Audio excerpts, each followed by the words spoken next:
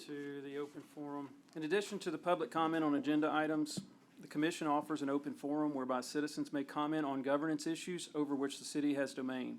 In accordance with the Texas Open Meetings Act, members of the commission shall not discuss, deliberate, or make any decisions on topics not posted as an agenda item. Speakers should address all remarks to the commission and limit your remarks to no more than 3 minutes. Whether it be an open forum or as we get to the specific agenda items, if you come forth, please state your name, your full address, and just be cognizant of the time. We've got a room full of people, and we'll make sure everyone has an opportunity to speak. Consent agenda tonight, the thing on the... I'm sorry, Shen, do we want to make sure anyone wants to speak on public yes. forum, anything's not on the agenda? Sorry. All right. Okay. We'll move on to the consent agenda. And we have approval of minutes, consider approval of minutes from August 8, 2022, Planning and Zoning Commission. Has my co-commissioners had an opportunity to look over the minutes? Yes.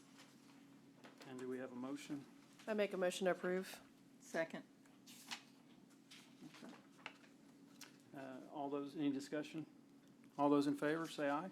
Aye. All those opposed, say no. Okay, so carries. Moving into the regular agenda.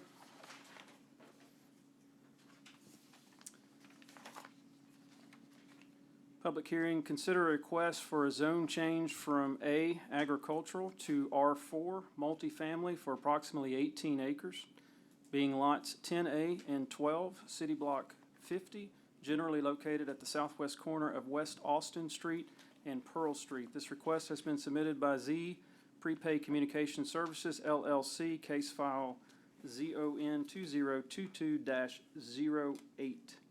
And we'll open up to City. Thank you, Chair. Elena Helton, City Planner. I did want to point out that we did receive 5 additional emails after publishing the agenda packet. And so what we did is we compiled those, we emailed them to you, and then we printed them, and they're at your place. So I wanted to make sure that you guys got a copy of that those additional comments and questions, and staff will do our best to address and answer those during the presentation. So we actually are going to take a little bit more time during the presentation portion than we normally do to try to answer some of those questions that have come up.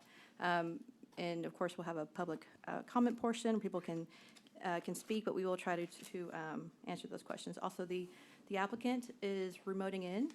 They are out of state, and so they are present as far as video and audio, but they couldn't be physically present here today. And Commissioner Forbes is also remoting in today. So with that, we'll move forward with the presentation. As stated, this is 18 acres located on the southwest corner of Pearl Street and West Austin Street.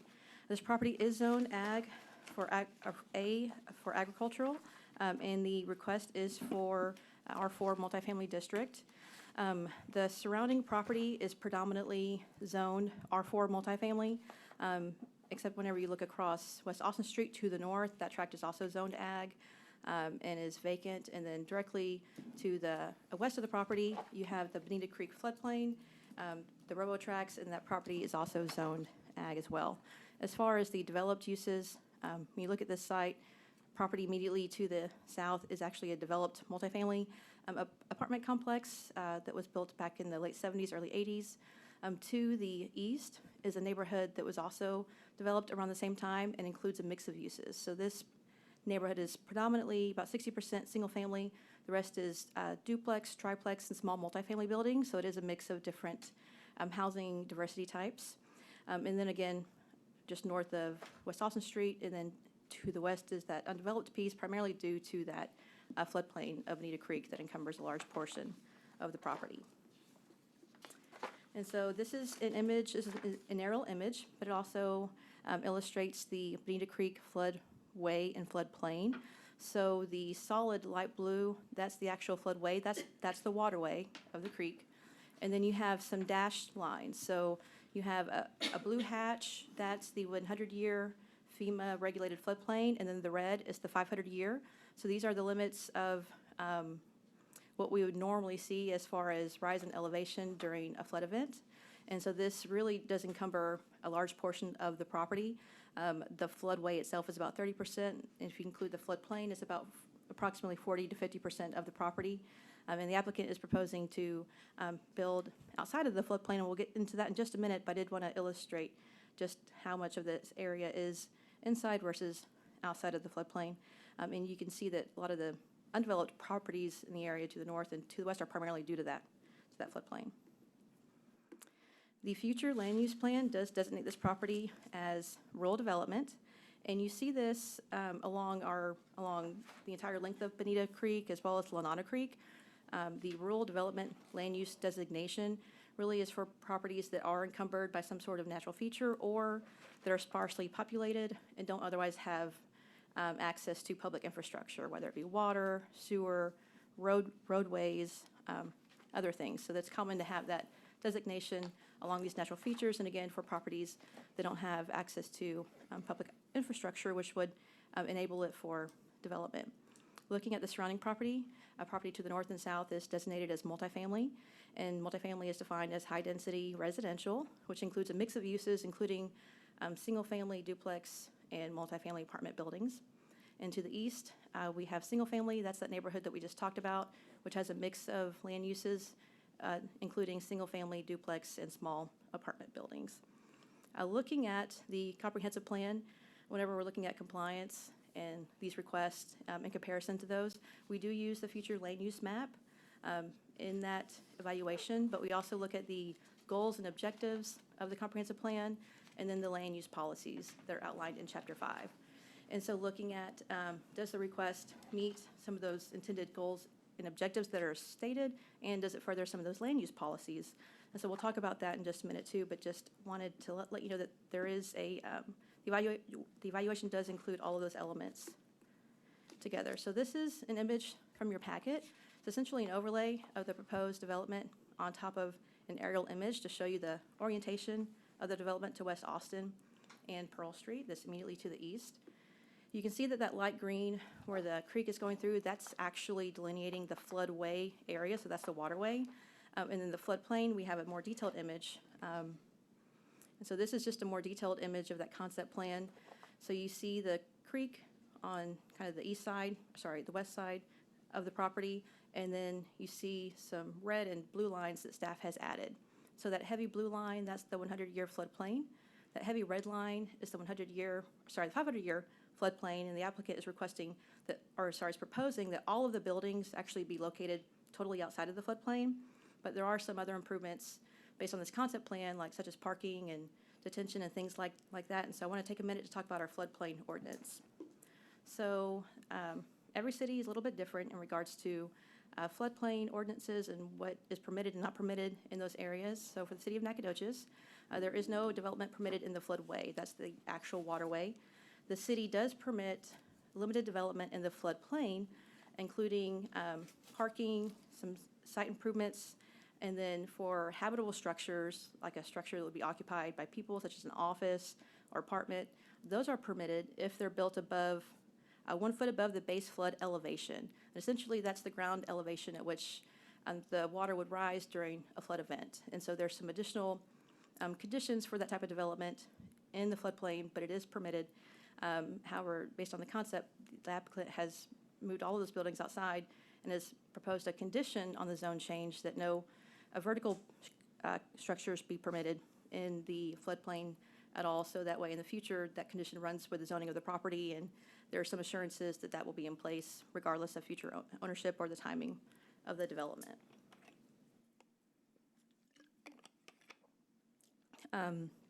Additionally, we've received a lot of questions about traffic in this area. So the intersection of West Austin Street and Pearl is a four-way stop sign. So there's no traffic signal there. And whenever this development, if it gets approved and moves forward, what we look at whenever the permitting comes into play is the number of units or the traffic demand for these projects. And if a development generates 500 additional trips or more, then we require what's called a traffic impact analysis, which essentially is a study that looks at the impact of the additional traffic on the surrounding area and the roadways, and then looks at different improvements to mitigate that, right? So depending on the size of the development, that really dictates what they might be required to do. So for instance, it could be a deceleration lane along West Austin to make it easier for traffic to come off of that street into the development. It could be improvements at the intersection. It all kind of depends on the actual final development proposal that's submitted, because those improvements are directly related to the actual number of units and the demand that's generated. So at this point, we don't know exactly what that looks like, because we just have been looking at a concept plan. It's the permit phase when we actually know exactly what that unit count is, that we evaluate that, and we have the applicant prepare a study that's prepared by an engineer to have city staff and TxDOT or whoever is associated with those roadways evaluate to see if there's any improvements that need to be made along with the development. So just a little information about that process. So next slide. These are just some images that staff took of the surrounding property. So this is the subject property itself. Standing at the intersection, you can see it's undeveloped. There's an old single-family home on the property, but it's vacant. It's been vacant for some time. But other than that, it's primarily undeveloped. These are just some additional images of the roadway, just kind of giving you some character of the area, especially as you look farther west along West Austin. These are some character photos of some of the residential development in the area. So again, in the upper left corner, that's the intersection looking really north along Pearl, and then the lower right-hand corner, that's that section, or that's that property that's right across the street from the subject property, so that's a single-family structure there. This just gives you some more character images to give you an idea of the type of development pattern in the area. Additional multifamily buildings. Again, these are this is some of our older housing in the city. Most of it was built in the 70s or 80s. This again just gives you some character images of some of the lower density development in the area. And then in the lower right-hand corner, that's actually a telecommunications tower that's been existing for some time. All right, so as part of this development, anytime we have a zone change request that's going from single-family to multifamily, and in this case, agricultural kind of falls under that single-family category, we have the applicant conduct a neighborhood meeting with the residents that are within 500 feet of that property. And so we did invite those neighbors to come out on July 27th. We had 14 residents attend the meeting. Based on the sign-in sheet, it appears those residents are from the Austin Hills subdivision. And we had lots of different comments. You'll probably hear from some of those residents at the meeting or at the public comment portion. Several of the comments spoke to concerns with additional traffic, and not just vehicular traffic, but pedestrian traffic, because there is a sidewalk on the north side of West Austin Street as you go past Pearl, but again, it's on the north side of West Austin Street, so you have to cross that roadway to get to it, and there's no signalized crosswalk. And then if you look to the east, that's that kind of internal existing neighborhood. There's no sidewalks there either. However, this is an older part of town where, the right-of-way actually is the street curb, so there's no room for additional sidewalks. So that was something that was talked about specifically as far as, additional pedestrian traffic. If this is a student housing development, how do they get to North Street? Additionally, just traffic concerns in general, and we did talk about the traffic impact analysis and that process and what that looks like through the city. There were also concerns about the floodplain development, and that was also cited in some of those letters and emails that we sent to you guys. And again, we did kind of just go through on a preliminary level what that looks like, but our city engineer is in attendance, and I can let him come and speak to you guys if you guys want to get into the weeds of the details of that ordinance and what's permitted and what's not. And then concerns with just general additional noise that could be generated from this area being populated, because now it's vacant.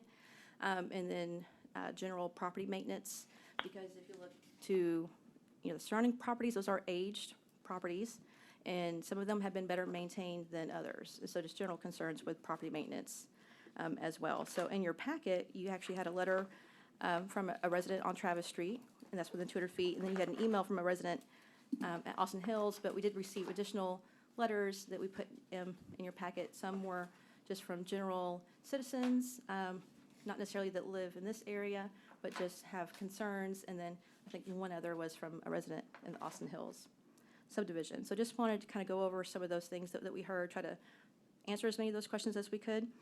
And then there's the conditions for approval.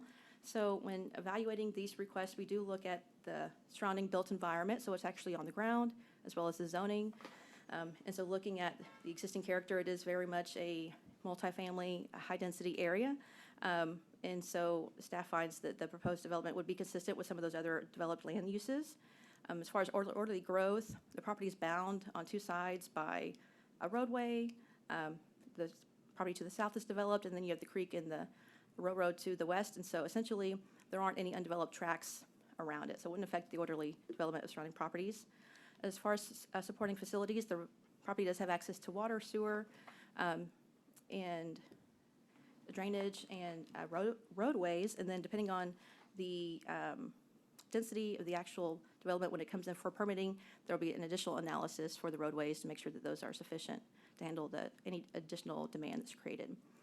As far as nuisances, if the property is developed as multifamily, it will be subject to our nuisance ordinances, which do speak to levels of noise. So we do have limits on noise and proximity to single-family development. We also have restrictions on lighting. So any lighting has to be downward lighting. It can't project sideways onto adjacent properties. And then we also have commercial district landscaping requirements that do require street trees to be planted along the roadway whenever the development does come in for permitting.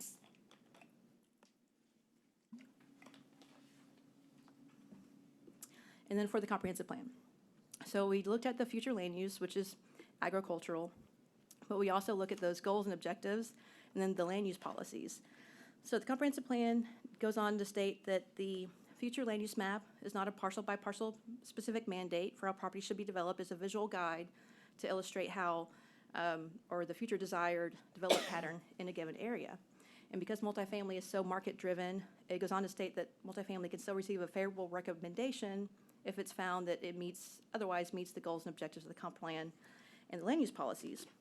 So in your staff report, we did identify a number of those that were consistent with the proposed development, including promoting growth inward, so essentially long-term growth where infrastructure is already in place, and avoiding undesirable outcomes. This property does include significant floodplain, and so we reached out to the applicant to ask them if they would be willing to impose a condition on the zone change itself to limit that development in the floodplain. And they have agreed, so that's a condition that would go into the actual ordinance if approved and go with the life of the property regardless of ownership or anything of that sort.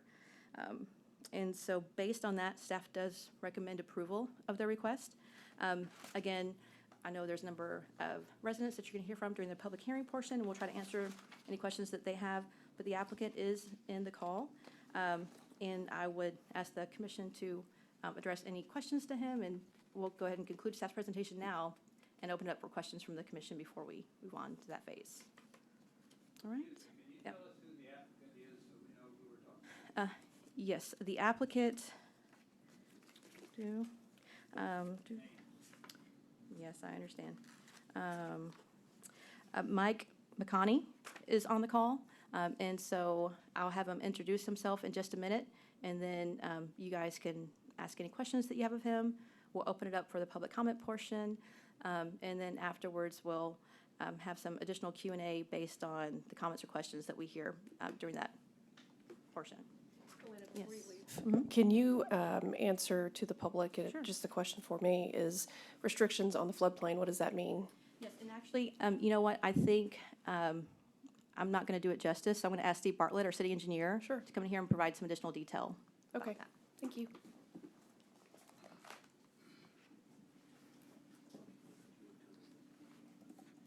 Yes, so just wanted to reiterate, so the recommendation is for approval with the condition that no vertical structures be permitted in the FEMA floodplain. And so I just wanted to reiterate that before Steve jumps into it. So that's something that's above and beyond our current ordinance. Sure, thank you. Ms. Fu, was that your question? Is Well, what's being conditioned, or? What is being conditioned and also what that means? What are the, if you restrict it, what does it exactly mean? So it would be literally vertical construction, and that would be structures, habitable structures or not habitable, but anything vertical. So things that are generally at grade, or flat, like parking lots and recreation areas, and I think in this case, a basketball court, and things would be allowed in that floodplain area. Sure, thank you. Okay.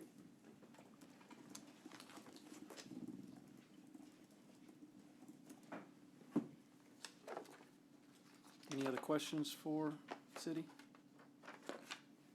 Maggie, do you have any questions? Yes, I have some questions.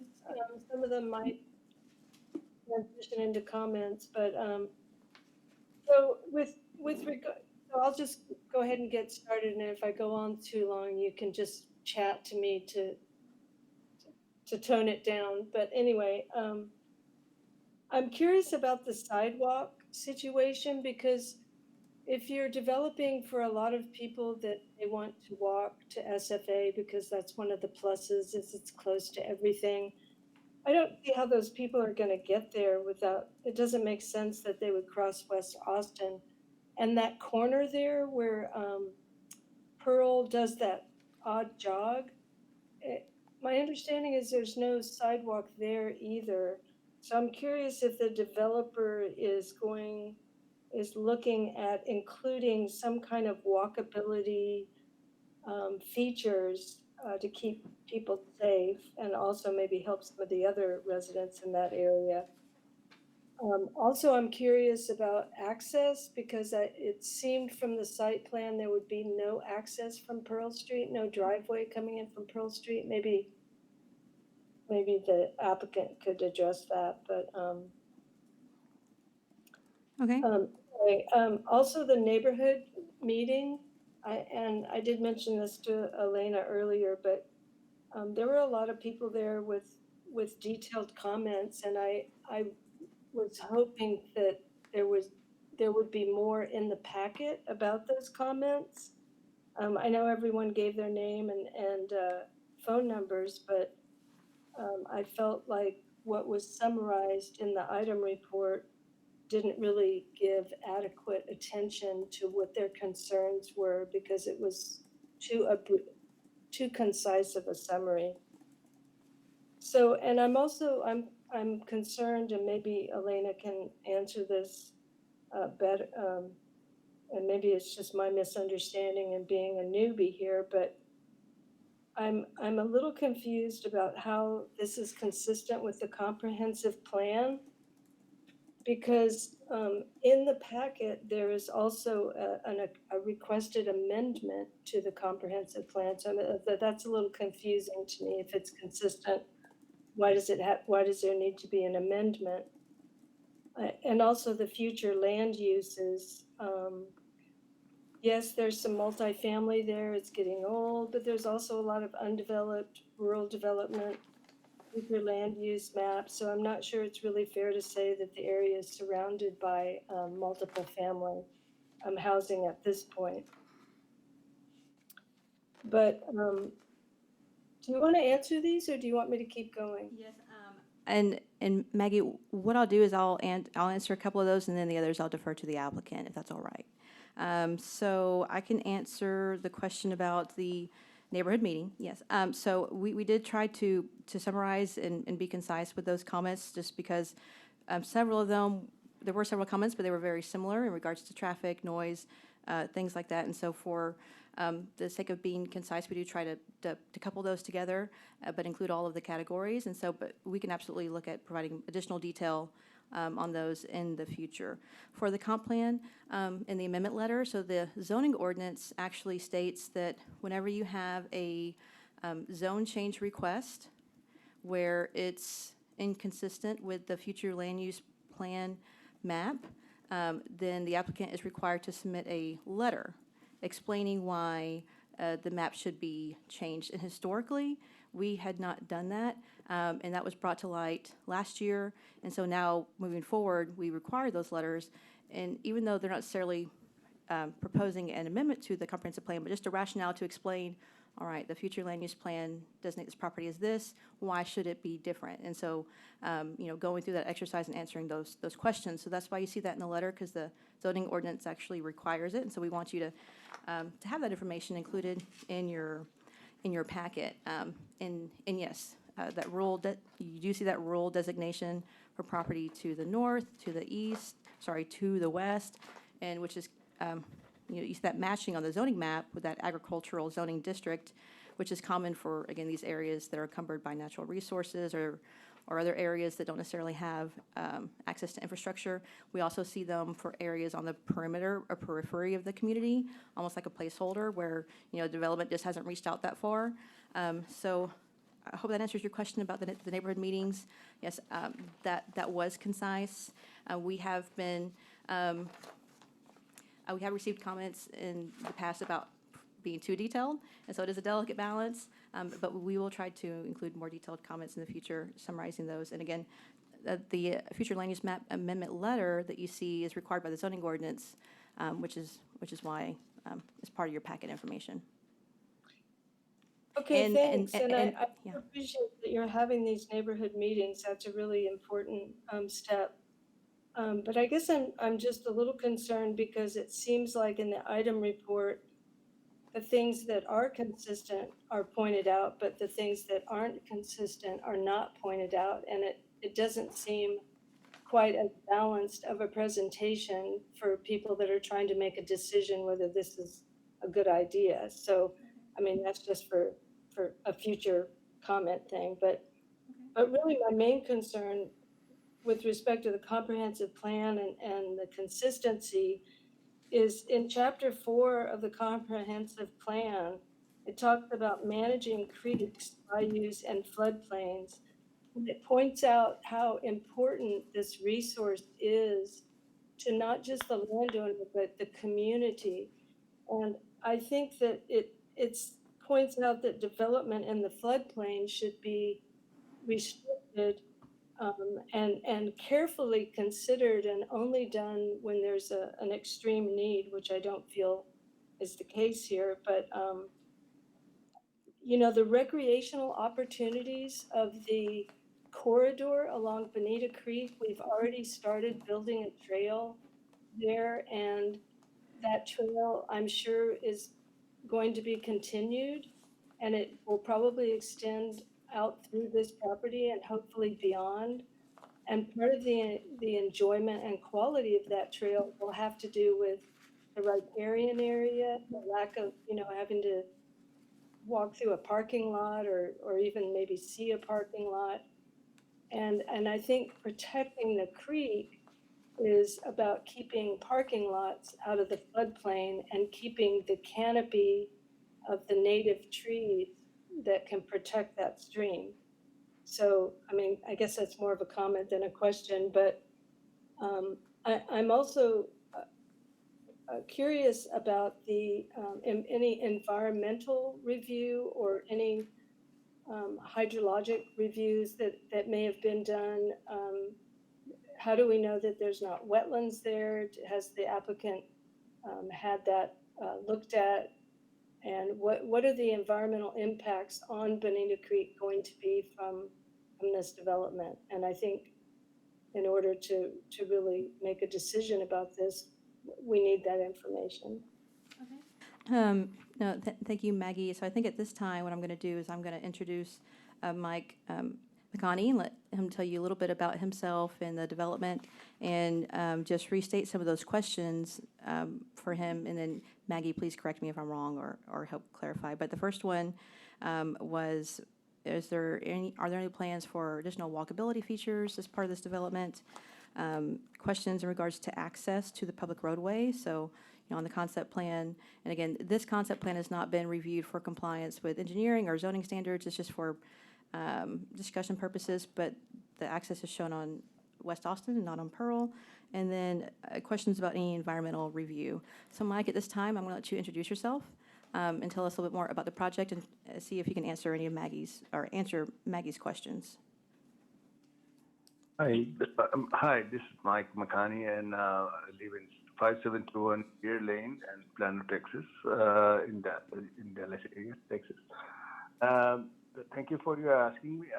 I see there's one question she was asking me. There's the entrance from the Pearl Street. It's on between building number 3 and 6. There's a access, entry and exit over there, and from Austin, entry and exit already there. And we have a walking track. We put it over there, which is, you can say as a sidewalk.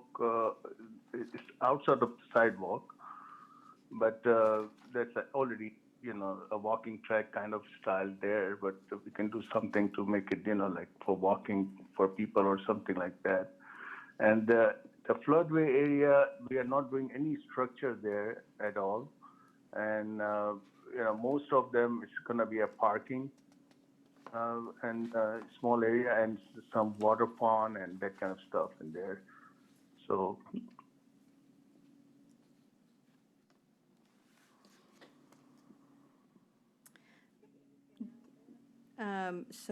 And again, Mike, I know that you're remoting in, so if we have trouble hearing you, we'll just ask you to repeat yourself. But I think what I heard you say is there is, on this concept plan, vehicular access shown on Pearl Street.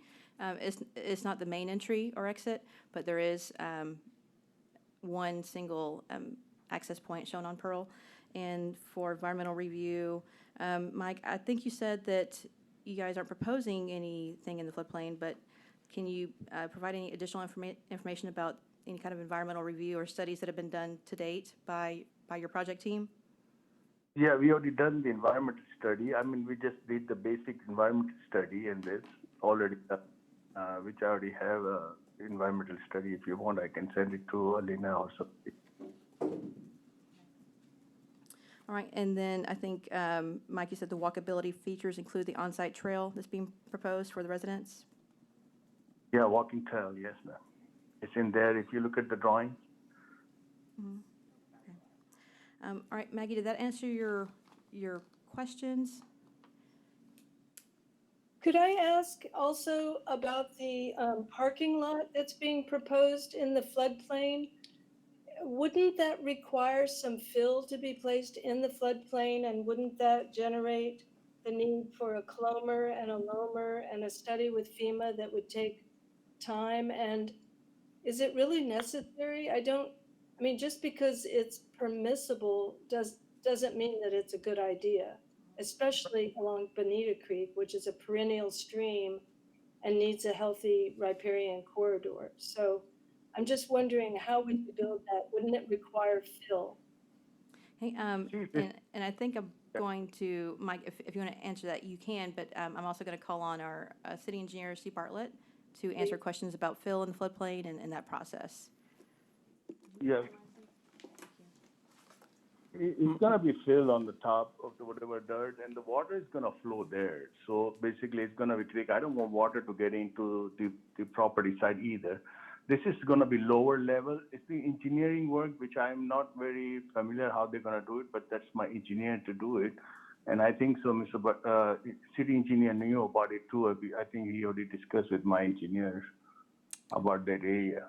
Mike, we have our city engineer standing up here now. I think he's going to speak on it.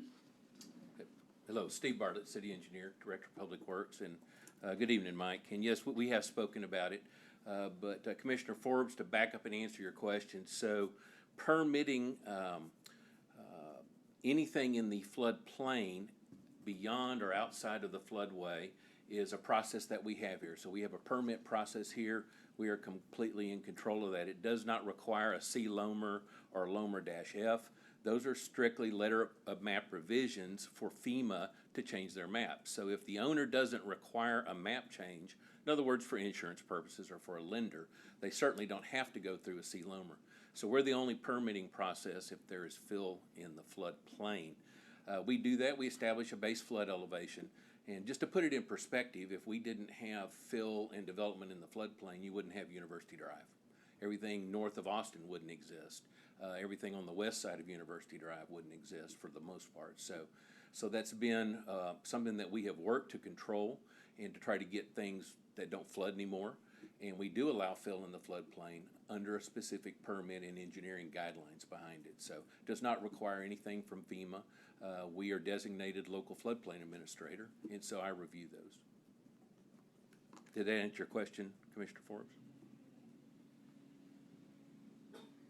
Well, I'm just wondering though, because if you're taking volume away from the floodplain and the flood, well, I guess you're not, you might be in the floodway, but doesn't that impact the flooding downstream and the possible boundaries of the floodplain and floodway downstream? And if you're removing trees, doesn't that increase or decrease the roughness element, which increases the velocity of the floodwaters as they come downstream and potentially impact downstream properties? I mean, my understanding of the floodplain acts or ordinances is to prevent that. So, and please help me learn more.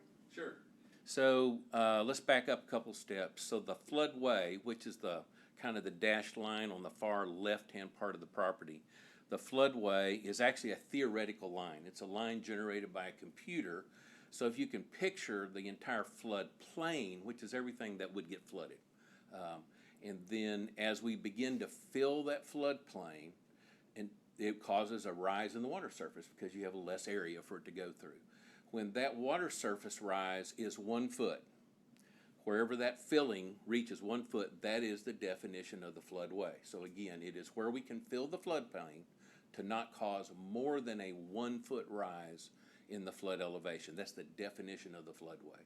So we tell people just kind of that, hey, it's where all the water flow is, you know, it's the main part of the stream, and that's kind of the tongue-in-cheek answer. But basically, it is a theoretically calculated, and FEMA did that to allow us to allow development in the floodplain and to fill in the floodplain, but no further than that line called the floodway, where we would then begin to cause an impact of more than 1 foot of rise to downstream recipients or even upstream recipients as well. So it is certainly supported by FEMA. They have hundreds of pages of how to do it and how for us as floodplain administrators to control it. That still leaves your floodway as a best management practices buffer zone if you're not developing in it. But no, it is very, very strategically done. And again, that area is allowable for fill by FEMA for that specific purpose up to the floodway line.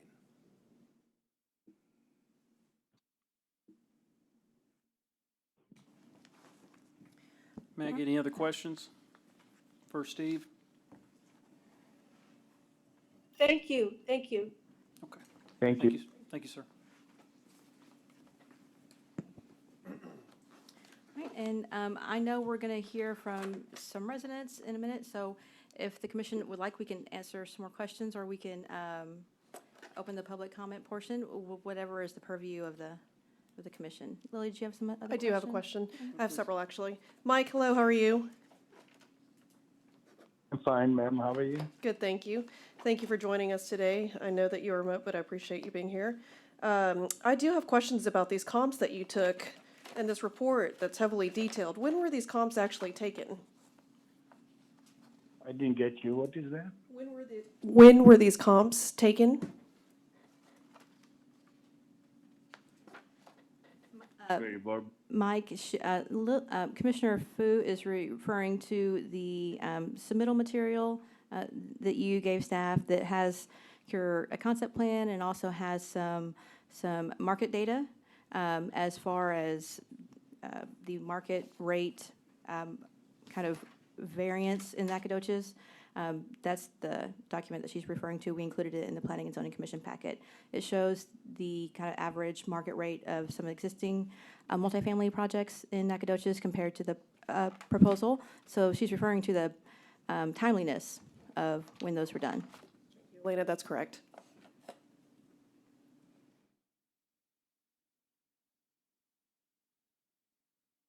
All right, let's start from scratch here. Mike, if you can hear me, who took this, who actually conducted this study?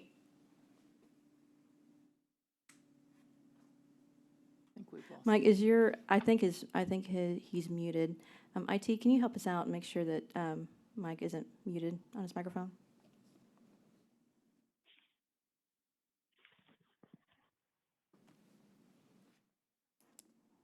While we wait for this, we can actually have public comment unless there are any other questions from our commissioners.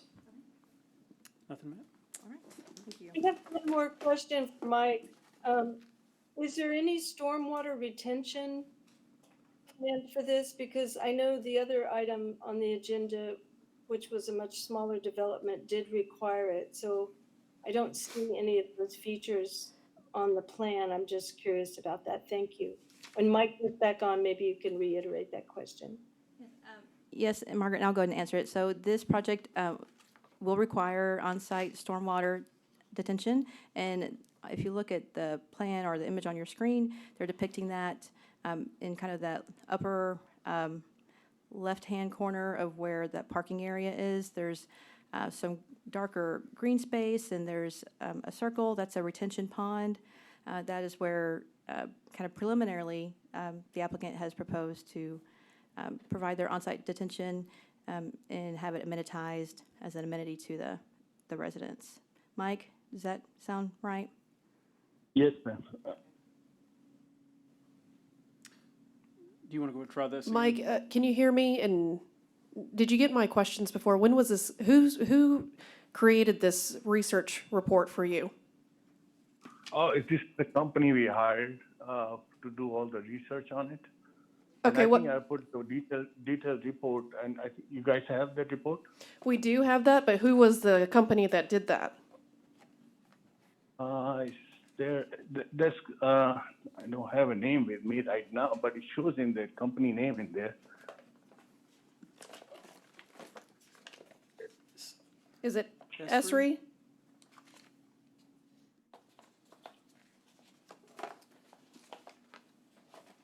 Do you know when this was conducted? Yes, Okay, can you tell us the date? Bless you. it's called Custom Mapping and Flyer Marketing Data Services Company. I'm so sorry, can you repeat that? It's called Earth Vision. Okay. Okay, and when was this study conducted? 2-3 months ago. 2 or And 3 we months put it ago? up. Okay, It's pretty recent. so sorry, we're having problems hearing, it's cutting in and out, so. Sorry, I'm so sorry. I'm in a very bad area. That's quite all right. When they took these, and maybe the company should be here to actually answer some of these questions, but there's vacancy levels in the comps here, and I was wondering how that was actually determined. Was it on average, taken all across from all the apartments, vacancy levels of just the apartments? How was that actually determined? Do you know? It's all the apartment. If you go to the bottom of the page, it's gonna show where is all the details of all the apartments in there. Yes, I'm aware of that, but I'm asking you how they had the formula to actually create the vacancy levels in each one of them.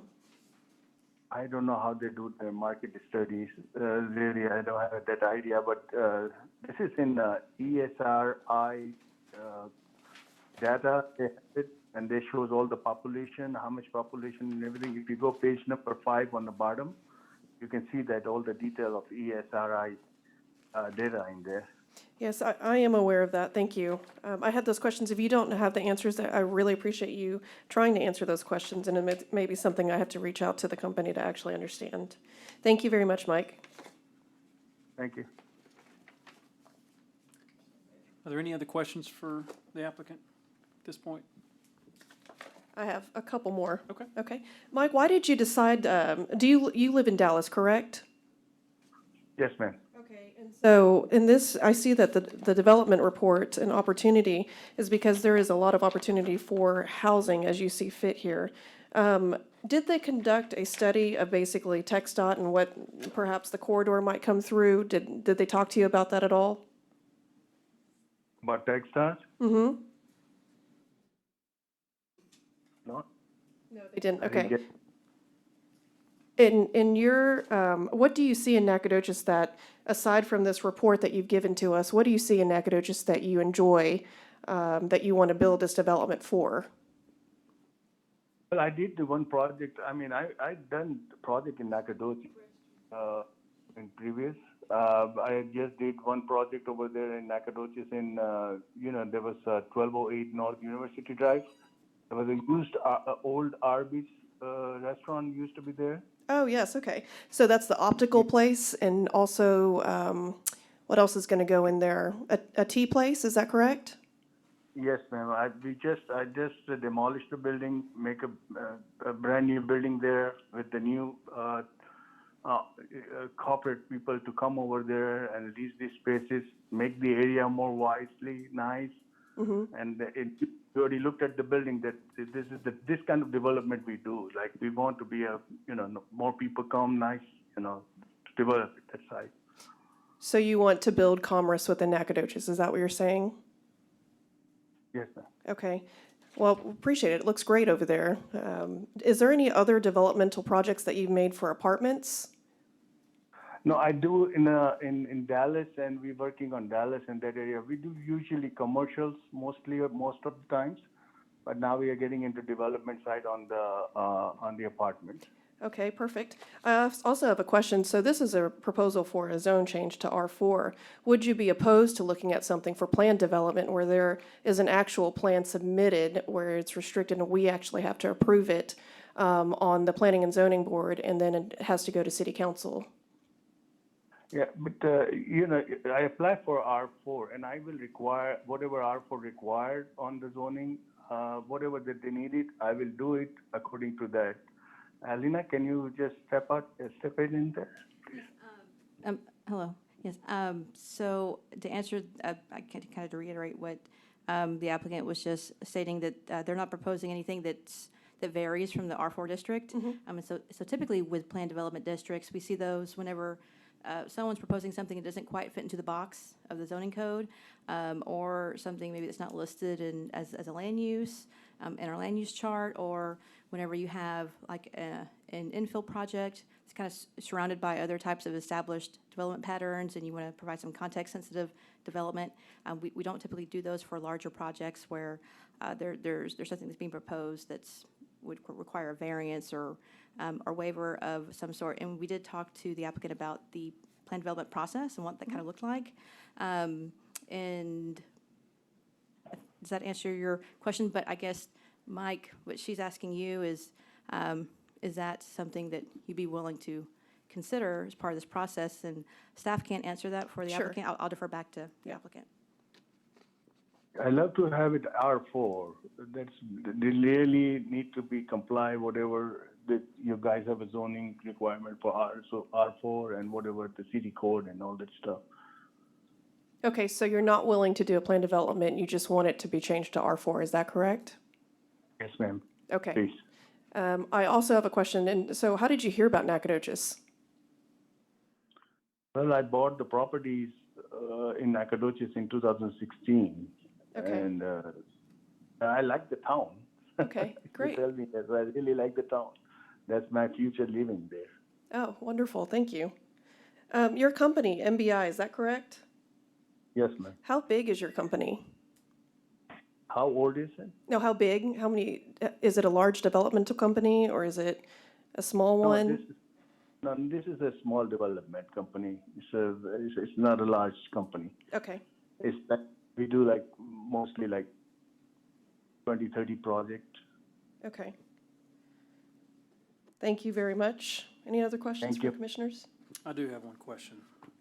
Mike, when would you, if this were approved and changed by City Council to R4, when would you begin construction? My planning to start it on February of this next year, 2023. And how long would, in an ideal world, how long would construction take for that development? I think it's going to be around more than a year. It's going to be 18 months if it's no rains or some weather, but it's going to be around 18 months project. Thank you, sir. Thank you so much, sir. Matt, do you have any questions? No, thank you. Okay. Any other questions by the commissioners? If not, we will, thank you, Elena. We'll move to the open public forum. You could speak, please, when you do come up. Remind you, if you would, state your name and your address, and please be cognizant of the time limit. There's a lot of folks here that may want to speak, so 3 minutes, please. And we will, at this time, please. Can you come up? Well, I just had a question, because I know you guys had questions for staff. Was that supposed to be also a time for us to ask questions for staff? Or is the questions only during your 3 minutes that we get to speak time? Elena can answer that. Yes, so the public comment portion that Commissioner Conklin just opened, that's for anyone from the public who wants to provide comments, ask questions, and then after that, staff will answer any questions you have, address any of those comments. Some of them might be answered by the applicant, some might be answered by staff, but this is the opportunity for anyone who wants to, yeah. All right. Do we have anyone that would like to come up? Please, sir.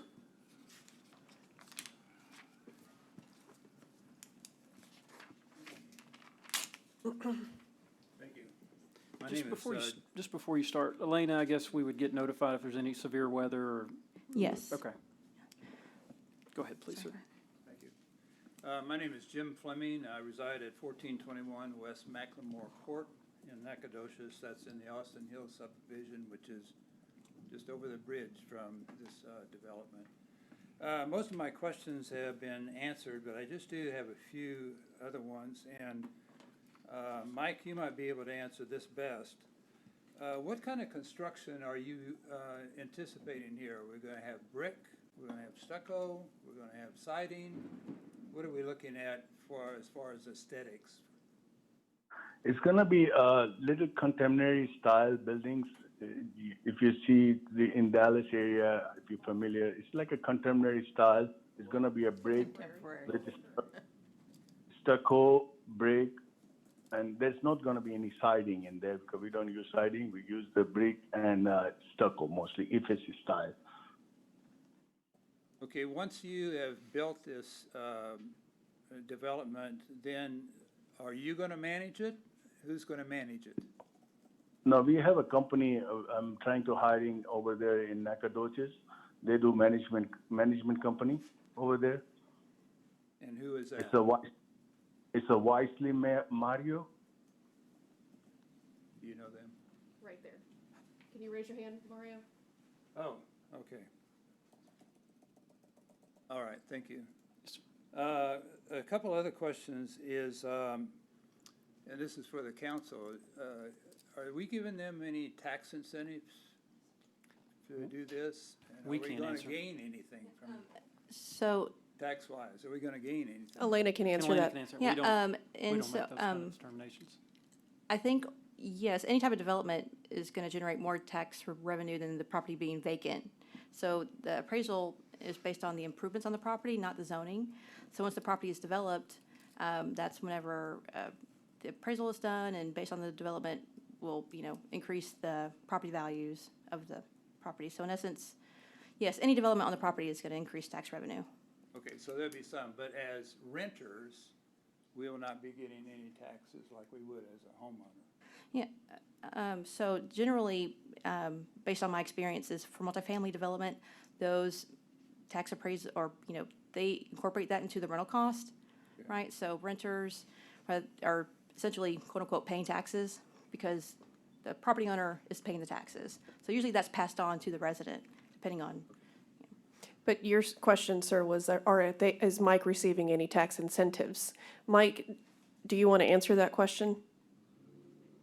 Yes, ma'am. I'm not taking any money from the city for any tax incentive.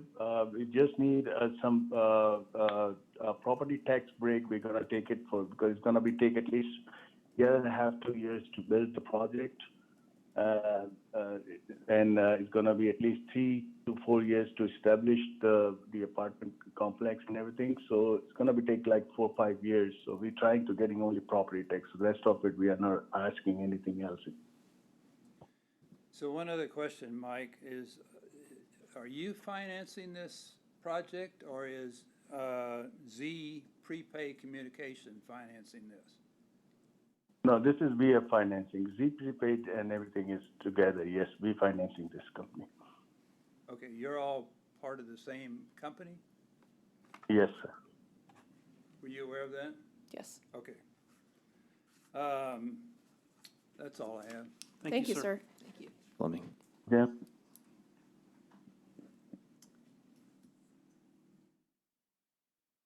Please.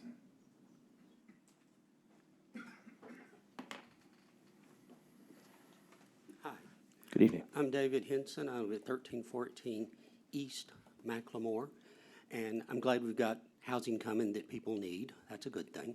We'll get some taxes for it. That's good. The only thing I'm concerned about is the access onto Pearl, and Austin.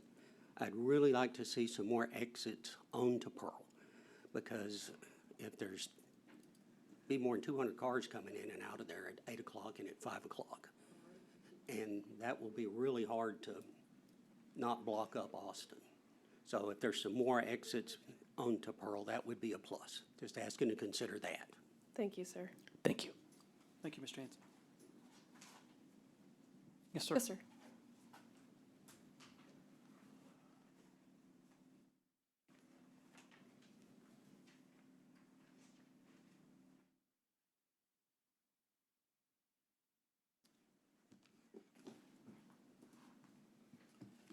My name is Jeff Lingle. I live at 1427 West Macklemore Court in the Austin Hill subdivision.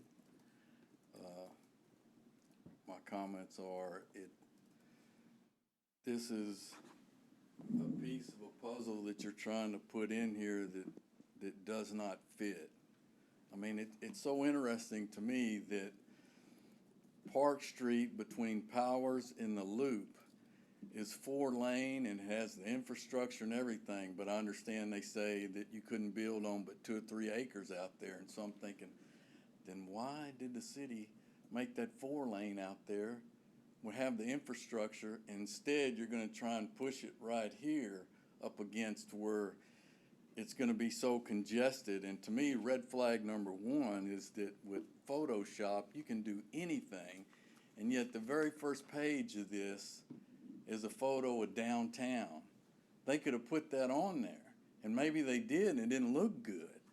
But the other thing is, it's really difficult as a resident to know that everybody here that might possibly be in favor of this doesn't live very close to it and is not going to be impacted by it. And so that's really a messed up part, because I didn't understand when we had the informational meeting that Elena said, I thought that staff was going to be neutral on this. I didn't know that they were going to go against what the people wanted there, because I haven't heard when they decided they were going to be for it and why, because I keep hearing this, we need housing, we need housing.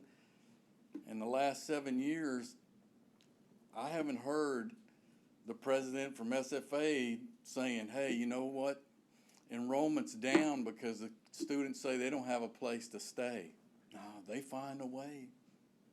So how bad do we really need this? And we just opened the senior center today, which is another 50 cars a day right there on that section of West Austin. We have a police officer across the street from our subdivision every day, because traffic is a problem there. And so now you're going to put another 150 to 200 cars there on that same, in that same area, where it's just, you know, this is already not good. And you have a subdivision where we are, where it's older people, and it's going to be, you know, more and more an issue with safety coming out of our subdivision because of more traffic. And the thing of it is about apartments, you can see houses anywhere that's 50, 80, 100 years old, and those houses are still there. Where do you see apartments that old? Well, you usually don't. And the reason why is because this guy's in this whole deal to make money. This is one of these follow the money, and you can understand why this whole project is wanting to go in. Because what happens is these people put in these apartments, they take the money, and maybe they get their money back in, I don't know, 3, 5, or 7 years, and then after that it's all profit. Then they quit putting money back into it, and then over time they start run down, and then that gets a really bad place to live. Because I already heard there were some apartments somewhere in Nacogdoches. I forgot the name of it. Somebody told me, I didn't live here then, and they said that you know, they were going to have shuttles out there from the apartments to the university, and now it's just a run-down, really bad place that most people don't want to live there. And so over time, that's what's going to happen here. And so the main thing that you know, that I appreciate more than anything is that, you know, we have so many elderly people that are in our neighborhood, and so you guys have the authority to push this on us when we don't want this. But I hope you all live long enough to where you're gonna be on this side, and something's maybe gonna be possibly pushed on to you, and you're gonna, you know, hope that somebody will stand up for you, because I'm really disappointed in staff, knowing that they're taking a position. I thought staff was neutral on this, and that just whatever, you know, the residents wanted, and they make stuff happen, or maybe you guys recommend. But when we had the informational meeting, they didn't say anything about recommending or not approving it. And I feel like I'm blindsided now that they're deciding to recommend, especially because she's not saying anything about why. Mr. Lingle, Mr. may I Lingle, comment? You're almost at 5 minutes. Oh, I'm But- sorry. It's okay. I'm We sorry. We Thank you appreciate for it. reminding me. No, you're Thank you. good. Thank Also, you. we'd like to address that for you. Staff does recommend based on a certain set of criteria. They definitely do neighborhood meetings because we requested that so that we could hear what's happening. We're definitely listening to everything everybody's saying, and staff's only making it based on recommendation, based on certain. Can you tell them what the criteria is, Lena? Yes, so actually, Because I'd like to know when Absolutely. they decided, because Sure.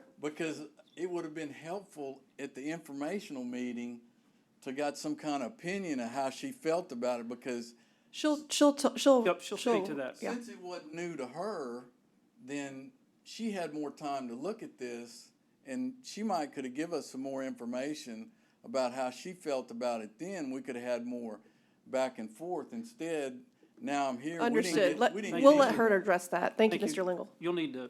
You'll need to step away from the mic. So she needs to be at the mic. We've Yeah. got several people that are remote Remote. in. Sorry. No, you're okay. Thank you, Mr. Lingle. Thank you. Thank you, sir.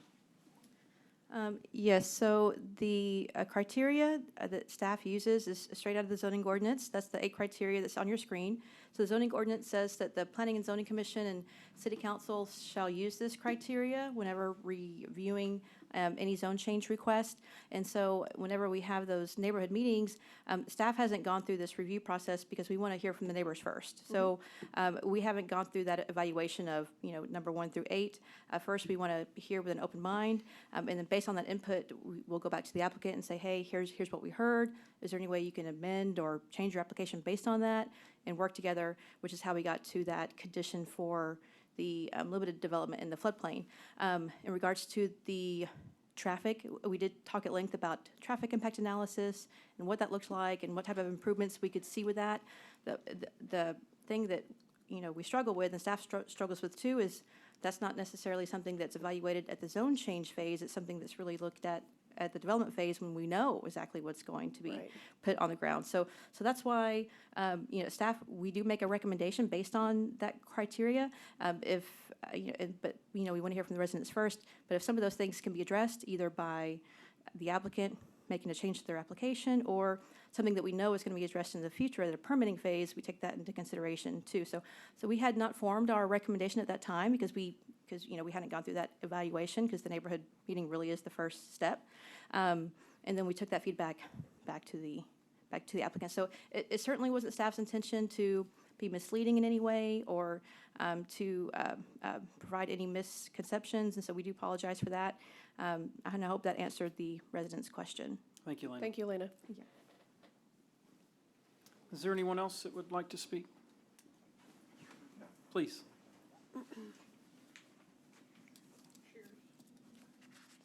My name is Clarence Riddle, and I'm at 229 Travis Street. My driveway is within 100 feet of the Pearl Street entrance. The corner of my property is within 100 feet of this man's communication tower. It looks probably like a 5G, with plenty of capacity really to cook me with me sitting in my house. There's plenty of things that I've witnessed since I've been here on this property. I bought this property in the early 90s, approximately 1992, but I started renting that property in 1990 or around 1990.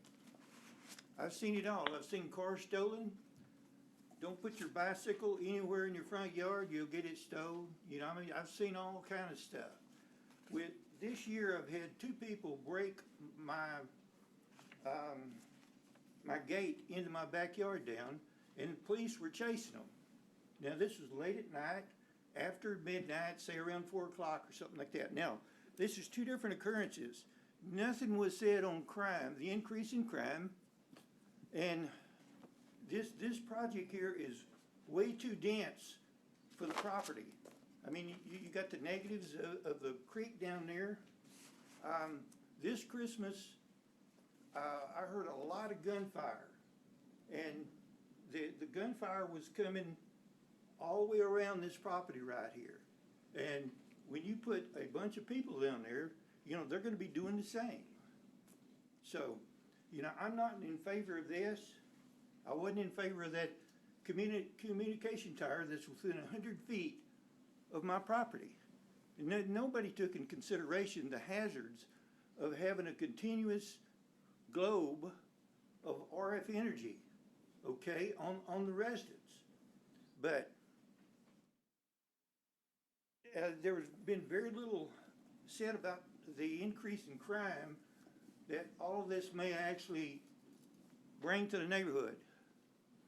And I don't want any sidewalks, you know, built out of my land. You said that the streets didn't allow, you know, for any overlap into the property. So, you know, this whole thing, it could have things that are gonna cannibalize not only the property value of my property, because here I am sitting in the middle of, you know, future projects. You see what I mean? And, you know, it's decreased my property value, that communication tower out there. It didn't help increase my property value. You know, anybody that has a head on their shoulders knows that right there is a health hazard.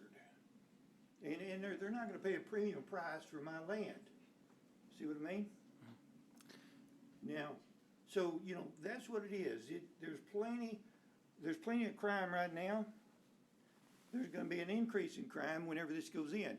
How many people are scheduled to be put into these structures that are gonna be built down there? What is gonna be the population? We can get that from you, and I just want to remind you, 4 minutes. So, Okay. but we can ask that question to the applicant. Okay, thank you. Thank you. Thank you, Thank you, sir. sir. Mike, are you still with us? Yes, I'm here. First of all, let me tell you, when you have a new, like in Dallas area or Texas, I'm just giving some examples, that when you're making a new buildings or new apartments, the old apartment, they start turning into the new remodeling, and they're invest money in there because they want to compete with the new building, with the new apartment, which is good for the area because that competition make them work hard on their apartment, which is the old, and they don't want to use it. They don't spend money. That way they spend money on that. This is good for the area. Once the new apartment, first of all, this is going to be a secured area, and it's going to be it's kind of a gated kind of apartments. It's going to be A-class apartments, number one. And the phone tower, I don't know about the phone tower because I don't own that phone tower, and in the future, I'm not going to own that phone tower. It's just separate from the property. I'm not buying that phone tower.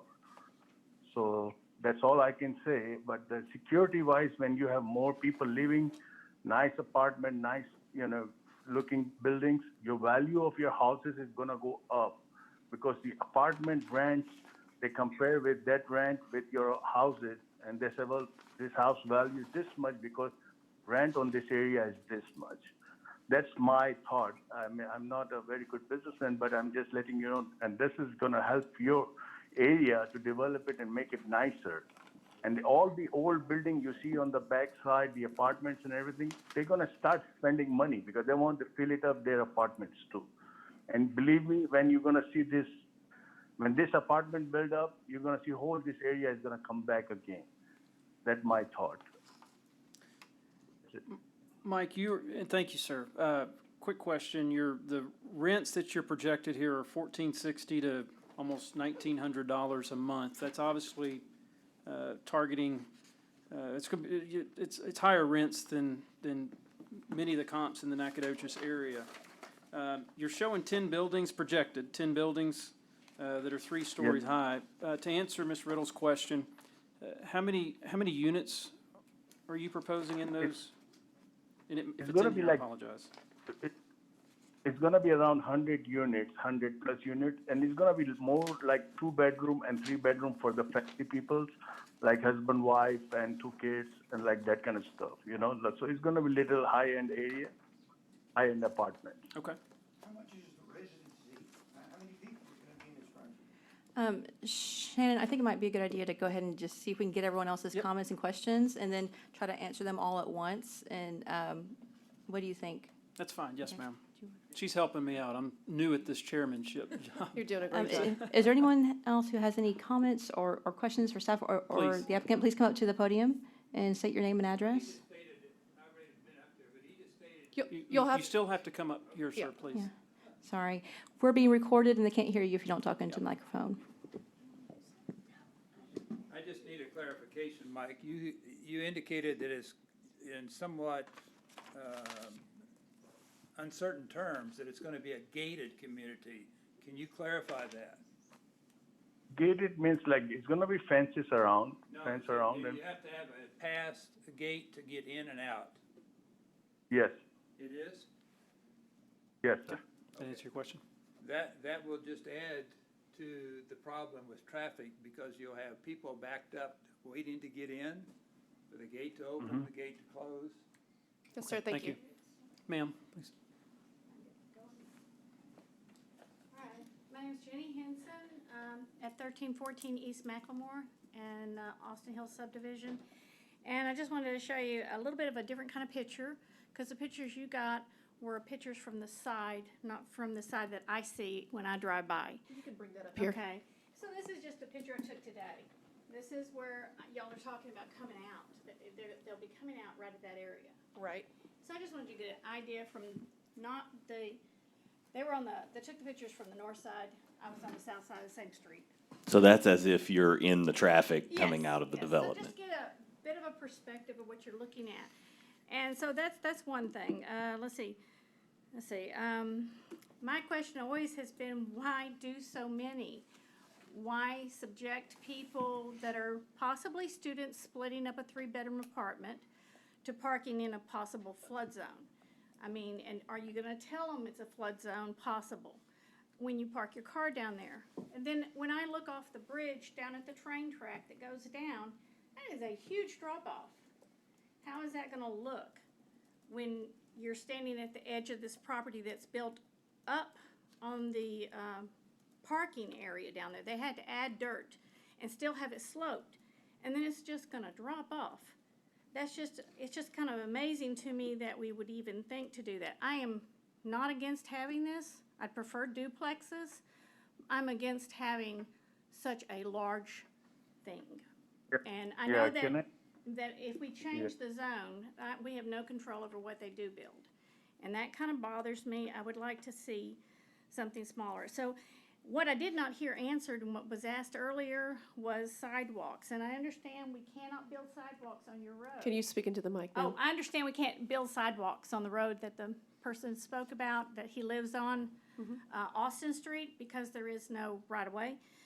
Maybe there could be something done with Travis Street or something. I know there's so many streets on this neighborhood and all over that need sidewalks, and I heard him talk about a sidewalk, but I don't see it in the plan. And then the other thing is we're talking about, it's all surrounded by this multi-family system. But when you look at this is agriculture, this is agriculture. That's not, on one of your pictures it says it's multi-residential on one of the photos. Whoops, sorry guys. But right here, it's agriculture, and you said you can't develop that area. So north of this area is agriculture. The only multi-family thing I see is the University Club apartments. These other ones are rent houses, duplexes, and single-family homes. So I don't feel like we're really surrounded. So I would like to see something built. I just would hope that we'd slow down and take it easy and build something that we'd be proud to show our children Thank in you. another 20 years. Thank you, ma'am.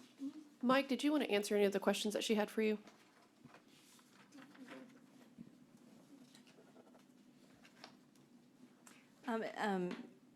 I think some of those may be directed at staff, and some of them may be directed at Mike. Do we want to collect the rest of the questions, do. comments, and then answer them, try to answer them all Yeah, at once? we do, Elena. Absolutely, okay.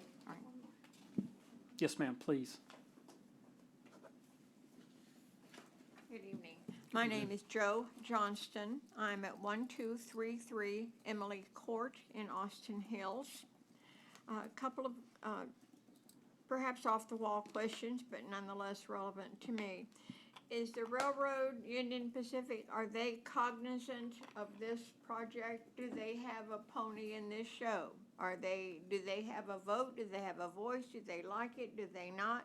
Are they even cognizant of it? I think that's an issue that I would like to know the answer to. Okay. The second thing is if we're going to have approximately 100 units and say multifamily, so some mommy, dads, and kids, and some you and I share an apartment, whatever, how many people do they think are going to move in there? Just ballpark. I know they can't know. And if it's 100 units and there's 2 to 4 people in a unit, that's 500 people. You know, after you get kids and everything. Kind of wondering about that. Where are those people coming from? Is that other people in Nacogdoches who say, oh, I'm going to go to that lovely new complex? Or are they expecting an influx of population to the city? Those are my questions. Thank you for I your think the time and city's noted, attention. so Thank you, thank Ms. you very Johnson. much. Okay. Can I make, We have one in the back, Yes. sir, and we'll get to you right after that.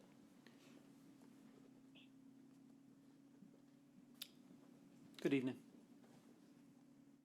Hi, I'm Vicki Linnell, 922 West Cox. I've heard some really, really good things. I feel that nature and our creek system could become really good economic development. People move here because it's beautiful. A walking trail through the creek and preserving our creek, not only for water quality, which is the right thing to do, but also for just for the beauty and for the recreation would attract people. Same with sidewalks. Thank you. Just because we haven't been protecting our floodplains and our creeks and we haven't been building sidewalks, why not start now? We're spending hundreds of thousands of dollars on a new comp plan. This is the time to start doing things right, to quit building in floodplains, to start thinking about walkability and thinking about water quality and what makes Nacogdoches a place people want to live. I propose that we at least wait until the new comp plan has come out to see if they have some kind of updated advice on any of these issues. Thank you. Thank you. Thank you. Yes, sir.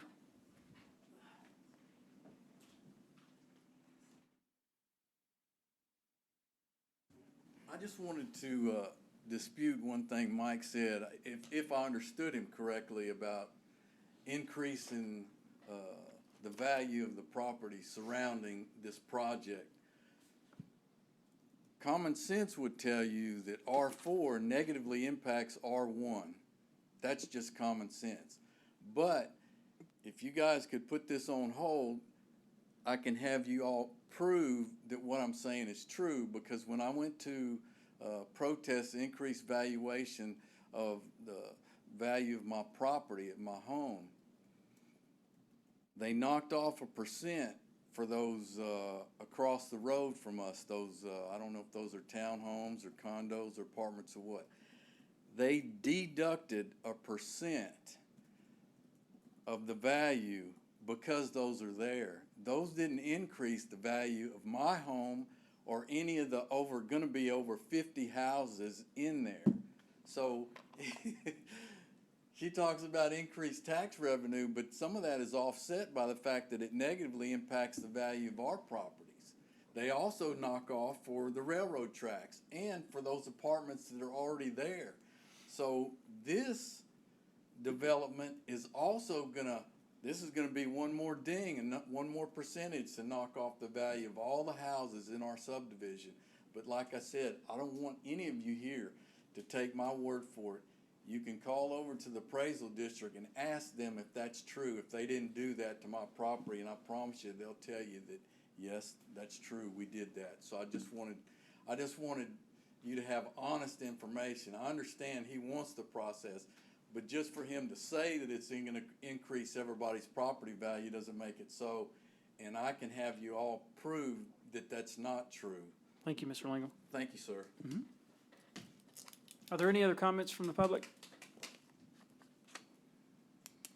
Okay.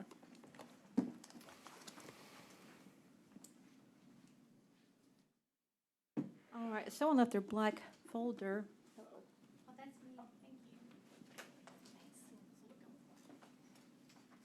you. All right, so I took notes, and I will do my best to answer some of these. I may call on Mr. Bartlett to answer some, and then some of them I think can be answered by the applicant. So we heard from Mr. Fleming about the gated apartments, and the applicant responded to that.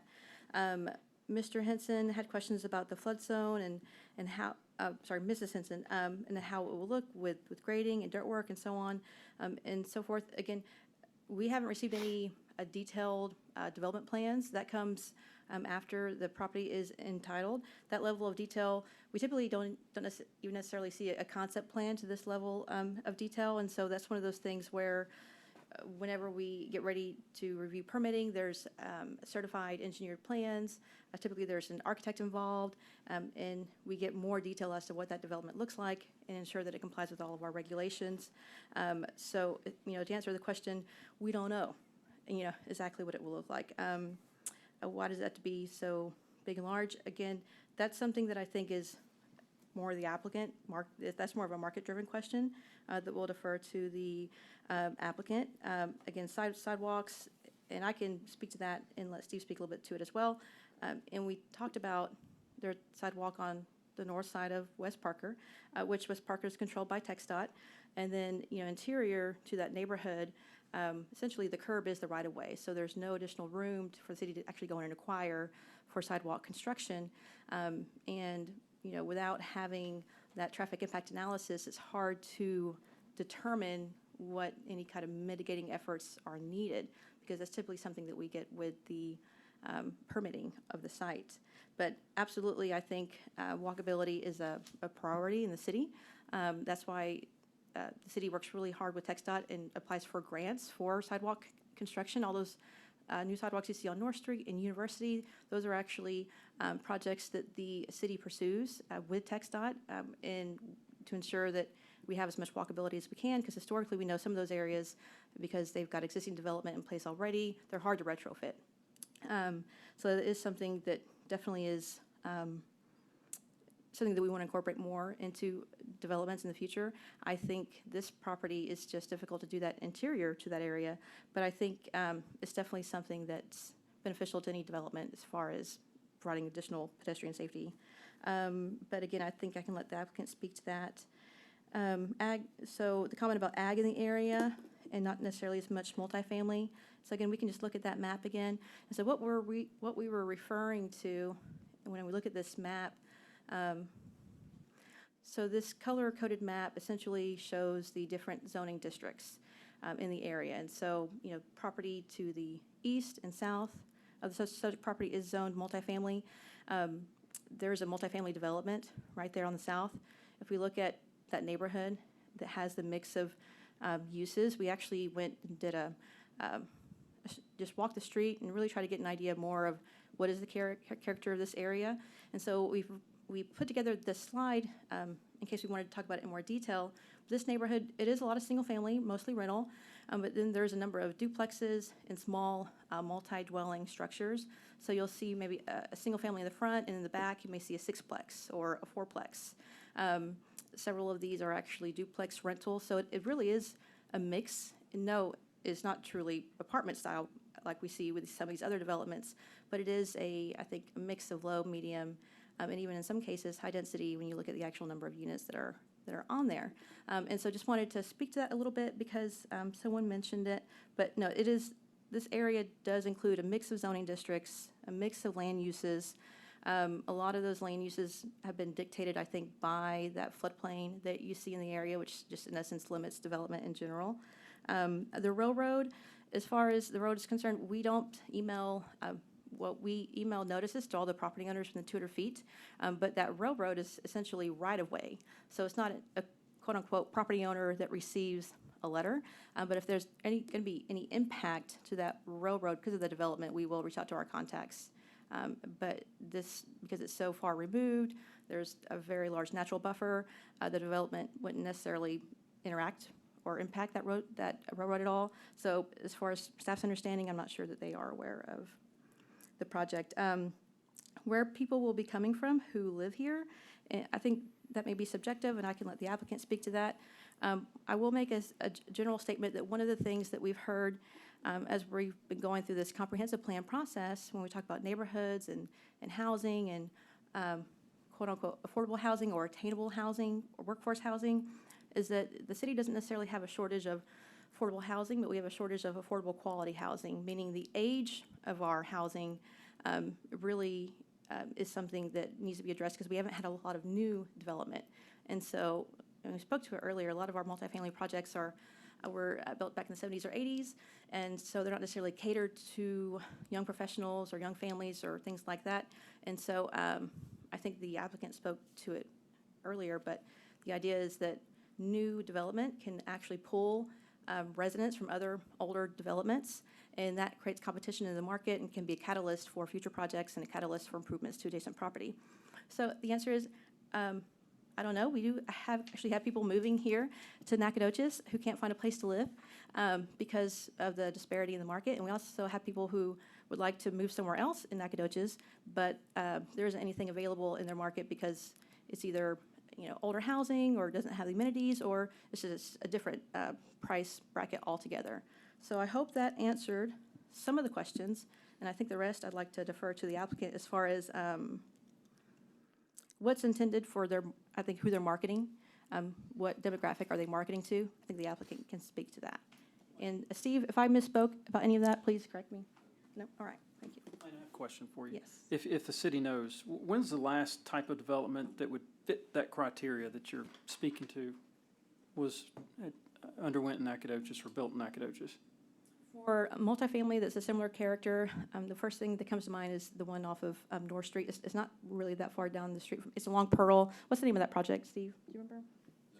Legends? Yes, yes. It's sandwiched between North Street and Pearl, the Legends, yes. That was geared towards the students, correct? Yes, it was. We don't really have a more modern multifamily development that is catered or marketed to young professionals or families or things of that nature.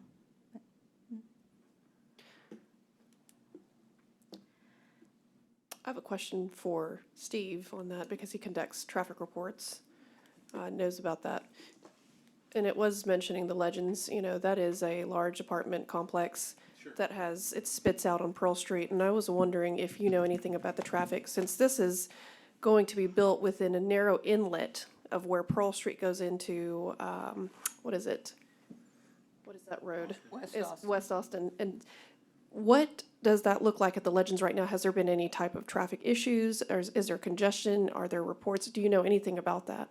Well, we haven't received, and we don't typically receive any complaints about issues there. There've been requests for sidewalks, because it's literally adjacent to campus. Sure. Whereas this one's about a mile, I think, walking distance to campus. But we had no traffic incidents that I know about. Okay, thank you. And those, just to reiterate or iterate for the public, that is an entrance. Is it one entrance you remember that goes out to North Street? Is that correct? They have one main entrance that's gated, and Okay. they have a secondary or maybe two secondaries. And you need that sometimes for fire protection Right, issues. And so, right. yes, Okay. They have one or two others. Okay, thank you. Steve, do you remember how big it is? Do you remember the Acreage? No, well, the units, and it's a fairly large complex. Yeah, I want to say together they were over 500. Okay. So, yeah. Yeah, it's a lot. Yeah. And be careful how you quote me on that. So, Thank you. Always. Appreciate that. Thank you, sir.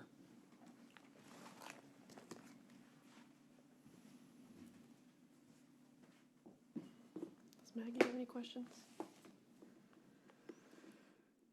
Do you have anything?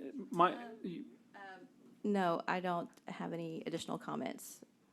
Mike, do you have any comments that you'd like to make before we? No, just small comments on the apartment building. They're talking about the parking and everything. The parking is the front of the apartment. Most of the cars gonna park there.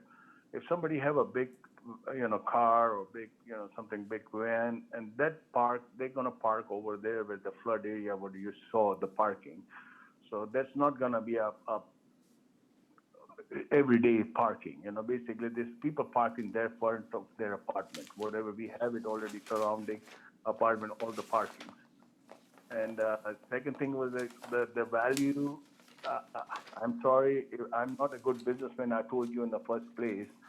But what I think in Dallas, that way the values goes up when you see $1,400 apartment and you see the house is $1,600. People love to go in a small house to live there. So that, the value, that is my thought. I'm sorry if I can hurt anybody's feeling on that. Well, I don't think anyone wants their values to go up too much. We've been fighting to keep taxes down, so. Thank you.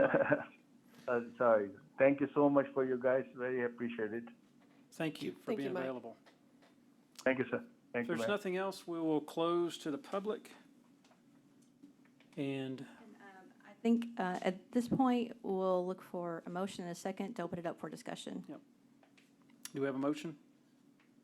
Maggie, are you still with us? Yes, I am. Would you like me to make a motion? Yes, go ahead and make a motion. Well, it doesn't have to be me, but I will if nobody else wants to. Go ahead. I don't know if this is appropriate for Robert's Rules of Order, but I'm torn between making a motion to postpone this, and I'll explain why, or I guess reject or deny it outright or vote no on it, whatever. And the reason for the postponement would be, I personally, and I don't know about the rest of you, I assume it's the same, I didn't receive this packet until Friday, and I was already on a trip that I had planned, and I have not been able to go look at the site. I haven't been able to, drive around it, talk to people. And this is a big deal. This affects a lot of things. And I feel like also, even though I'm sure that Elena and her staff did all of the necessary work to get this out to the public, the people I spoke to had no idea that this was being proposed. And that's not to reflect poorly on Elena. And she's also explained to me that we should have gotten it on Wednesday, but it was, yeah, and I get that. And I'm not trying to be critical of that. I'm just saying that this is a big deal. And because of Bonita Creek and its importance to the community, I think that more people should have a chance to weigh in on the future of that, especially since it impacts our livability, everything, the beauty, the attracting people to live here, and so on. So I'm torn between that and Maggie, you need to, you need to make a motion. okay. And I think I just want to reiterate that the motion and second is just to open it up for discussion. The motion can be Right. amended at any time. So just because you make a motion doesn't mean you can't request to change that motion after we get Okay. into deliberation. I'll make a motion that we postpone it, but can I continue with my explanation? I Yeah, hope I'm after not- just, We sorry. need to get a second to that first, Maggie, and then we can, Postpone it till when? okay. So we have a motion to postpone. Do you have a timeline, Maggie, of when you would like to, what you're recommending? Well, I would say at least a month, but Okay. Yeah. So, Elena's looking at the dates right now. So in order to do that, I think we would be looking at, because it is already August 22nd, that would be the first Planning and Zoning Commission meeting in September 12th, or the following one would be October 10th. That's when we would regularly meet. October 10th, the regular meeting would be my preference. October the 10th. So you're making a motion to postpone until October 10th. Yes, And I'll finish explaining why, when, or do I need a second for that? We need a second. Is there a second? I'll second it. Okay. Motion, Okay. motion to postpone this agricultural to R4 till October the 10th. We'll open up for discussion. Okay, I'll go ahead and say that it is important to the community, and this is a very large developmental project, and we are listening to what you guys have to say. Waterways are important, comprehensive plan, yes, it is a little outdated, but we know how important it is just to our health standards and, you know, what it does for our community. The other thing is we are listening to what you need in terms of traffic control. You know, that's like Lena had stated, it's a text dot thing. We won't know until plans are actually developed that we can actually make any determinations on what that looks like. But since this is a very important thing for everybody, I think there is discussion. Maggie will be able to have time to go look. She is extremely well-versed in environmental concerns. And we are making more and gathering more information to make the right decision for all of y'all.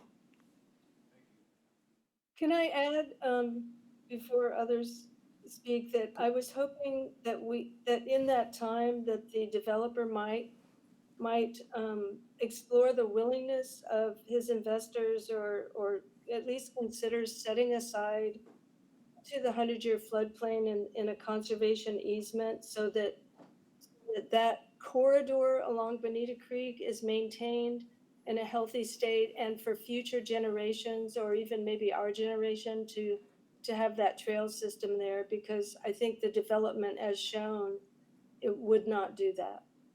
So that was another reason to ask for the postponement, to give him time to consider that.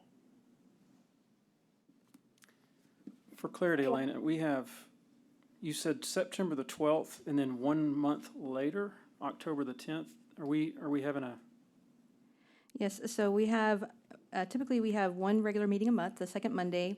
We do have special meetings from time to time, the fourth Monday, depending on projects that we have in the timeline. So if there's a project that's been delayed because it requires a neighborhood meeting, we'll slate those for that. But if this was an item that the P&Z Commission wanted to go to a special meeting, kind of outside of our regular schedule, that could be September 26th or October 24th. So September 26th would be really more of a full month, but would not delay it to, you know, Sure. October. Okay. And so the motion could be amended if the commission decides to move forward with that based on the deliberation. Can I amend the motion to do it on September the 26th? I think it's probably unfair to the developer to push it out 6 Absolutely. weeks. Absolutely. Which is essentially what we're doing. I'll second that. Okay, so for the record, the motion that's on the floor for deliberation right now is to postpone the public hearing to September 26th to allow the applicant and staff to explore additional conservation strategies for the floodplain. Does that kind of sum up what I'm hearing from the commission? It does. Okay. Thank you. And at this time, I think, and before the commission votes on things, we can get some feedback from the applicant. Sure. On that. Mike, do you have any concerns with, you've heard Commissioner Forbes, you've obviously heard the citizens of Nacogdoches. Do you have any concerns with delaying approximately 1 month? Well, I mean, what she have a concern about it, what I thought she have a concern about the flood area. We are not doing anything in the flood area, and we are not putting any structure on the flood area. It's gonna stay same. Most of the parking, I already told you, the parking is gonna be front of the apartment. If you look at it in the drawings, most parkings are there. This is something like future parking. Somebody have a big RV4, something like, traveling, they buy whatever, so that's for that reason, is that area. So I think that's her concern. We can make sure, it's already showing in the drawing. I'm not doing any structure in the flood area. So,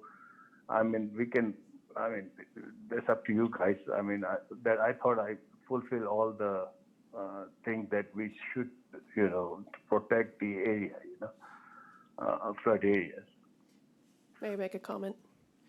Mike, as a personal citizen of Nacogdoches, I do believe that what you're trying to do is good for our community. And I appreciate you coming in and having the ability to see Nacogdoches in a different way. I just want to let you know that because it's such a large area, a mass of land, that is the reason why I would like to postpone it, and not too long or not too delayed, but just to evaluate essentially what I think is necessary for evaluation. You know, even if there is a parking lot and you're not building upon it, could there be some type of trail system that could be implemented? Thinking about those things is important as well, instead of just having concrete parking lot. And so I know that is not up to us to decide that, but it's just us working together as a community and for you as a developer so that we can make a decision uniformly.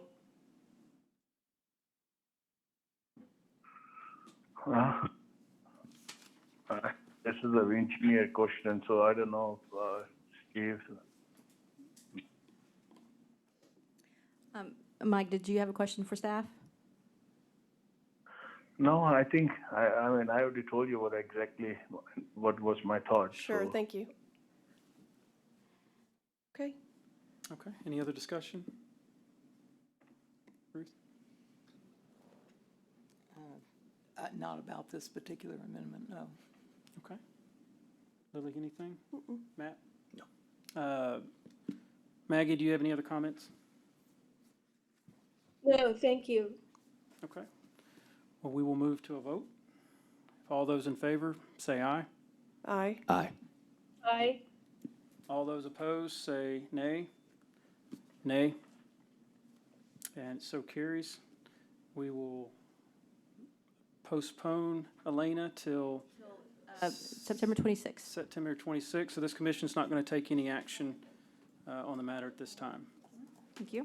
Thank you. Thank you. Thank you, Mike. Thank you, Mike. Appreciate you joining. Thank you. Thank you, sir. May I say, as I see people walk out the door, thank you for your input. I do this with high school students every year, where I remind them at the beginning of the school year, that's where we are right now. Excuse me. Sorry, I'm not used to. It's the number one fear of people is public speaking.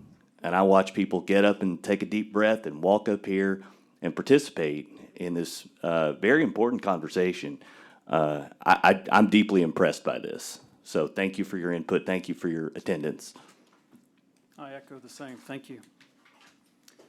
Okay, moving on to consider a request to amend the development plan of a planned development district for approximately 3 acres, being lots 5 and 6, block 4 of the Creek Bend subdivision, Unit 2, generally located at the southeast corner of South Steam Drive and Creek Bend Boulevard.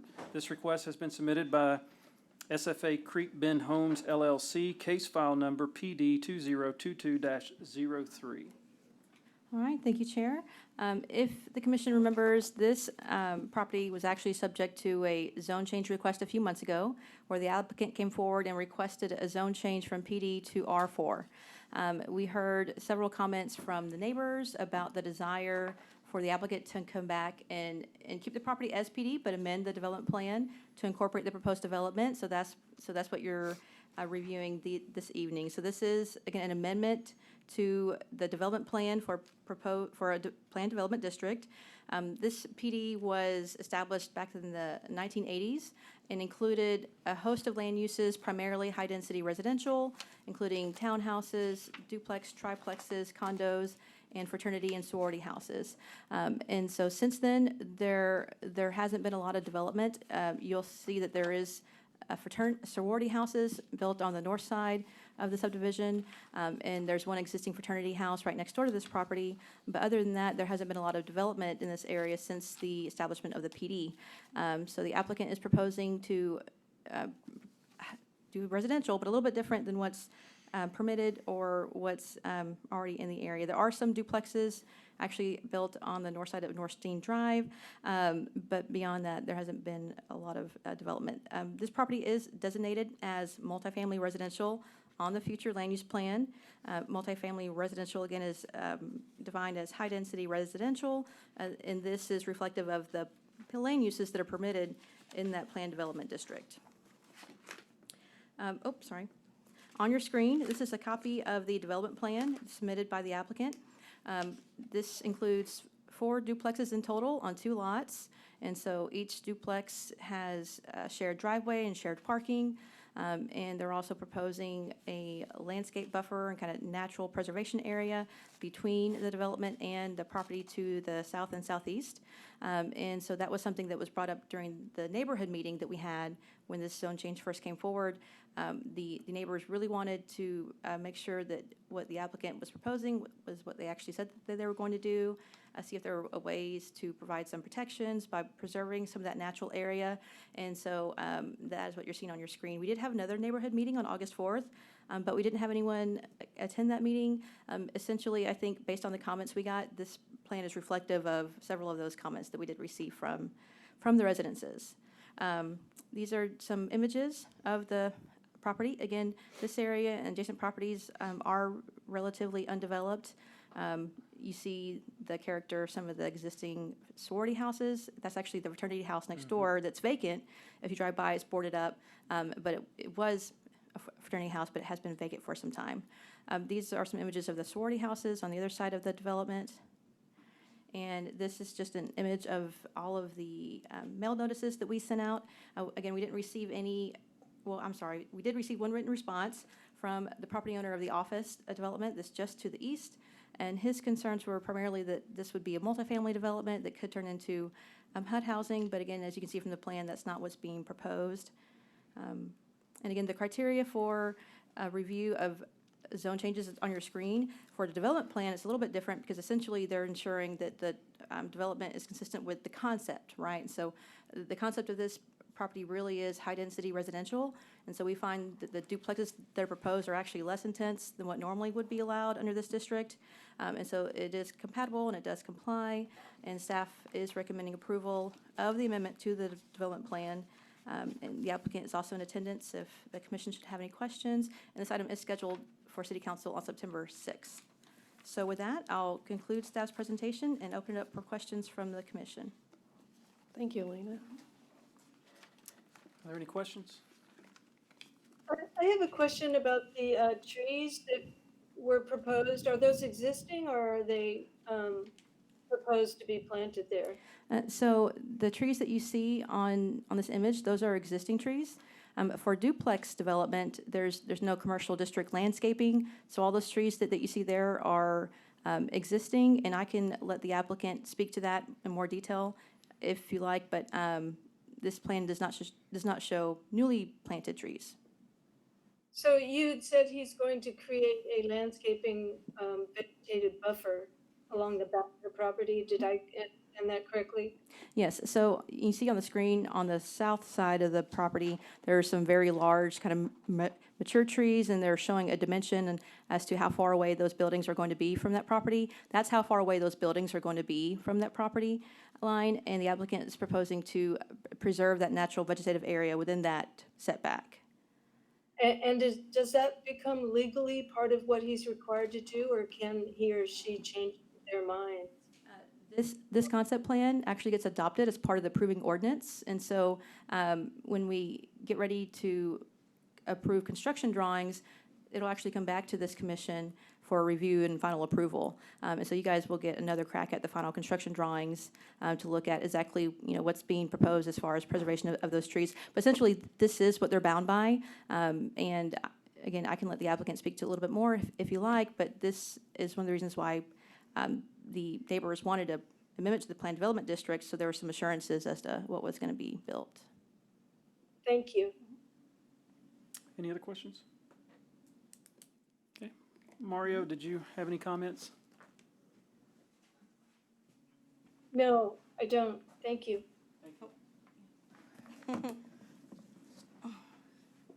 Yes, my name is Mario Wesley, and just to answer your question about the State your address, please. business address, or Yeah, that's fine. Whatever. my office at 909 Pearl Street, Nacogdoches. Okay, thank you. And just to answer the question about the trees, yes, we're trying to leave all of those trees. Just the main thing is just financially, it's not is no need to cut those trees down. So any mature tree that we can leave, that's what we're gonna do. So definitely those trees in the back on the south are gonna stay. And if I need to sign something that says that, that's fine, but yeah, there's no, financially, there's no reason to cut those trees down. Okay. Thank you. Thank you, sir. Thank you. Elaine, anything else? No additional comments from staff. Okay, we'll open it up to public comment at this time, if there's any comments. Please come forward. Good evening. David Cooey, have an office right east of there, 303 Creek Bend Boulevard. Thank you, And sir. our concern was, again, mainly we're not wanting to have HUD housing come in there, which could, I think, detract and lower the property values and all where offices is. Thank you, Did- sir. Yep. Oh, sorry, No, Shannon. you're fine. Did you have a question for him? No, I was just gonna make sure he saw the plans, and so hopefully that addressed his concerns. Okay, great, thank you. Any other comments? Okay. We will close to public and look for a motion. I make a motion to approve. Second. Okay. Any discussion? Commissioner Perry, anything? No, sir. Thank you. Lily? No. Maggie, do you have any other, Commissioner Forbes, do you have any other questions? No. Okay. Ruth, anything? No. Okay, we'll call for a vote. All those in favor say aye. Aye. Aye. All those opposed say nay. Okay, so the motion carries. We, The next item on the agenda are items that were approved by city council.